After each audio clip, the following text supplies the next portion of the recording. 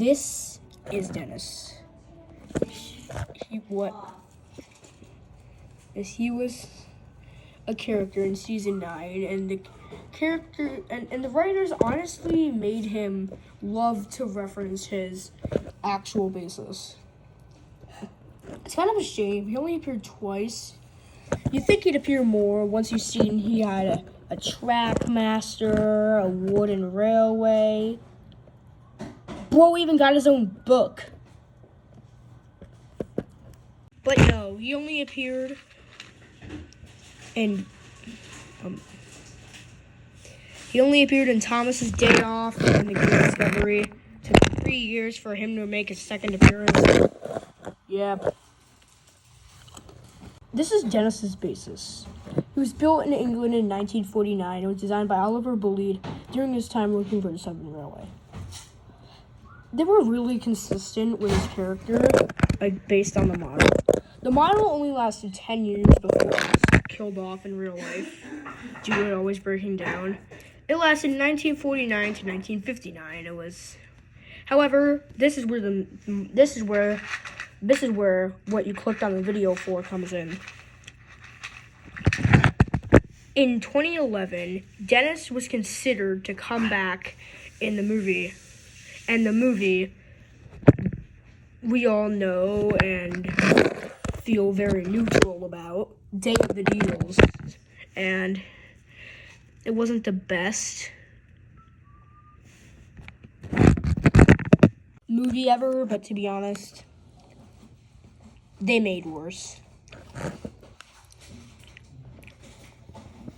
Dennis was considered to come back, but of course, Hit wanted more toys, and they made this character, Norman. You might think this is similar to Splatter and Dodge being replaced by Sydney and Paxton.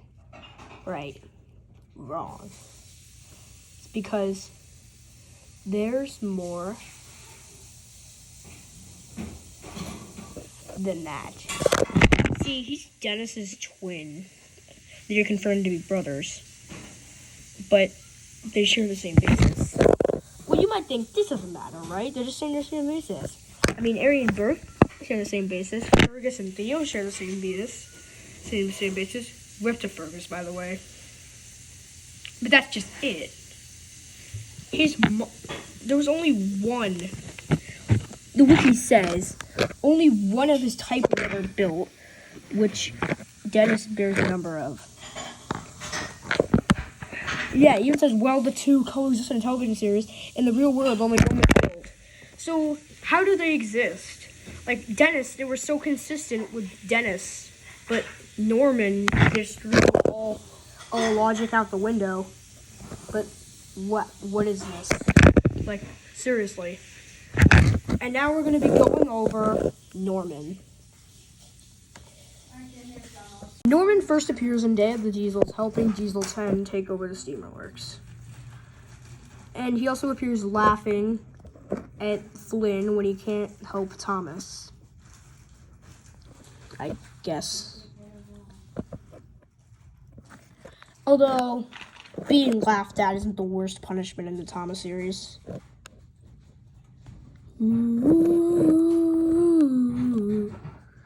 But you know what's even a worse punishment? Duh, duh, duh, duh. Also, don't vote for this guy to president. You'll regret it. Look what he does to his engines. Really, all Norman did after that was just a bunch of nothing. However, until in this. In the movie, The Great Railway Show, and no, not to be confused with the book. God darn it. But, whatever. It's pretty funny to consider that really the only thing he did in that movie was just crash into Thomas. Really. The very little appearances was just not doing... He got in trouble for not doing his jobs properly due to Diesel playing a prank on Rebecca, so she would end up doing their jobs. Which... if you fall for that, that's on you, bro. Hashtag Rebecca's an idiot. Anyway, they can't really exist in the same universe, even though they're considered. Would you consider? But Norman appeared way more than Dennis. However, Dennis had more character development by a landslide. What happened? Well, it's just they were so consistent with Dennis, and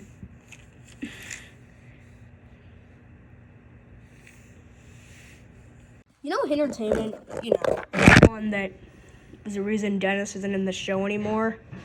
Well, they had some ulterior motives with this whole situation, and I'm about to get into that. Dennis really got done dirty, and he's the only character introduced in the Hit Entertainment model era without a capsule play rail toy. And speaking of capsule play rails, hold on, let me just switch out real quick.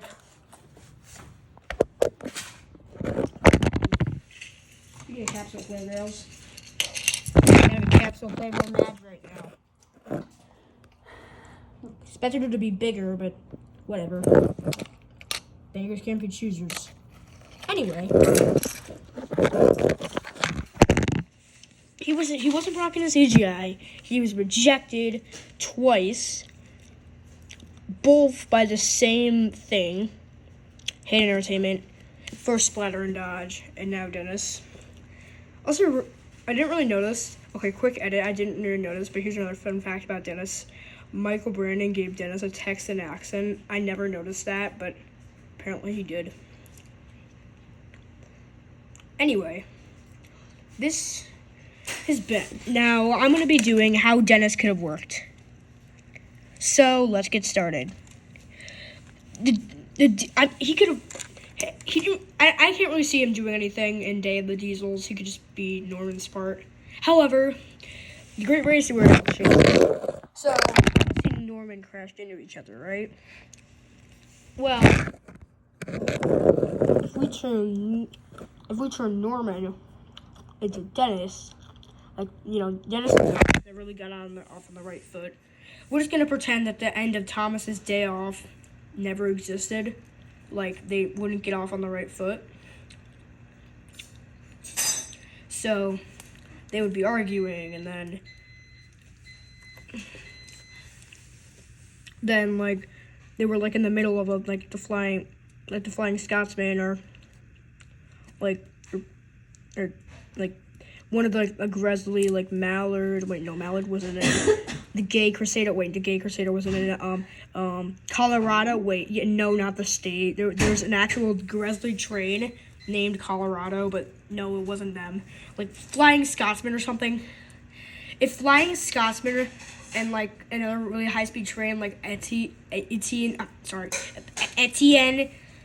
crashed into them, both of them, they could both like crash into each other, and then like they'd be mad at each other. They didn't know it was the express trains. Okay.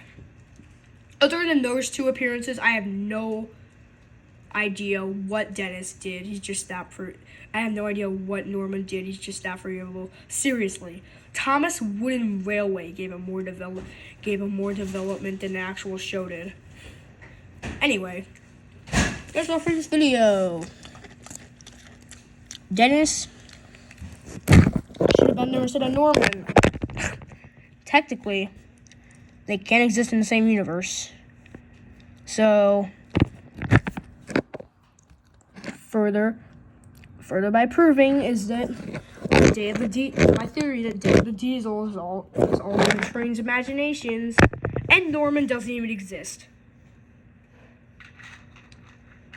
But that's something for another day. Anyway, thanks for watching. If you did watch this, I'm not even sure if you even finished the video, but if you did finish it, thanks. Also, subscribe. Bye. Okay, I'm out of things.